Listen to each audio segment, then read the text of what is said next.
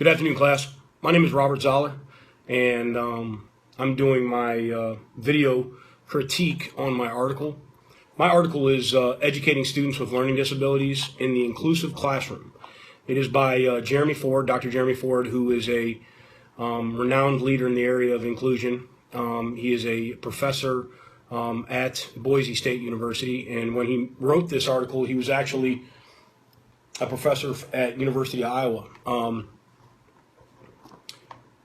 Why I selected this article, my undergrad is in exercise physiology. As you can see behind me, I'm a head football coach in my office now. And when I got into the inclusion area in special education, I took my Georgia assessment in special education because I was certified in PE. And like I said, I'm a head football coach. I actually coach football at FIU.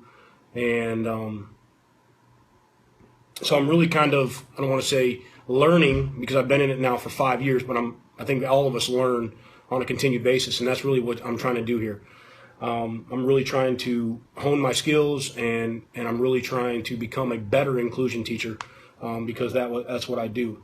I also have a young man, his name's Steven, who I adopted 15 years ago when I started my special education career.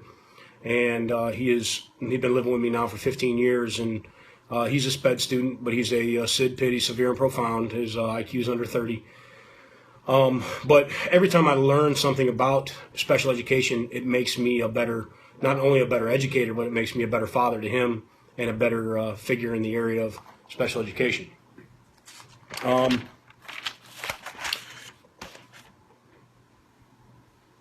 research that's provided in this article is pretty much they're debating over the inclusion process, whether it works or whether it doesn't work, or different ways that it works better. And they really try to educate the difference between an inclusion setting or educating the special ed students in a self-contained classroom. I think both areas work. That's my personal opinion on the area. Is I believe that inclusion students learn in both areas, and I believe that's why it's called inclusion. Students with disabilities learn in different speeds. They learn with different tools. They learn with different assessments. They learn with different educators. And this article really helps in that area of figuring it out. The study argues that providing pull-out strategies for instructional services do not achieve the required results. It also argues that educators need to place students based on resources and skill level with the least restrictive environment. That's one thing that I believe really it holds true there. I think sometimes we place students just on their ability level and not necessarily on how they learn. And that's one thing that this journal article really argues. Some of my major findings. Theo Harris wrote in 2009, the principle of inclusion has been linked to social justice as well. For instance, inclusion is necessarily tied to social justice as the practice supports respect, care, recognition, and empathy, as well as challenges beliefs and practices that directly or indirectly foster the perpetuation of marginalization and exclusion. That really hit home with me in a major way. The reason is me being a football coach, I see this day in and day out of how special education students are treated not only in an academic environment, but a social environment. And inclusion, with them being in the classroom with regular ed students, not only helps them, I believe, academically, but it also helps them socially, again, what this article states. I see it day in and day out where kids are making friends with students that they would never meet or come in contact with if it wasn't for the inclusion process. And that is something I really believe holds true. One of the second major findings that I really agreed with was it talks about the instructional needs of LD students, which is the major component of the students that we help, the major component of the students that we are serving. Typically, the nature of their disability is mild, though it affects both the academic. The second major finding is one by Raymond in 2008. He says, typically the nature of the disability of LD student, mildly though, it affects both their academic achievement and life out of school, which again is a big thing when I think of special education students. Reynolds and Wang and Wahlberg state in 1987, on the one hand, researchers have argued that the instructional needs of students with LD can be met with collaborative efforts between general and special educators,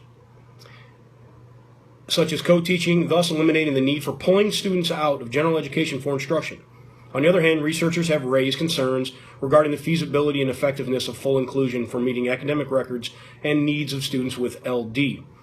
And it's stated by the U.S. Department of Education that it's possible to conclude that the former group of researchers above is winning this debate.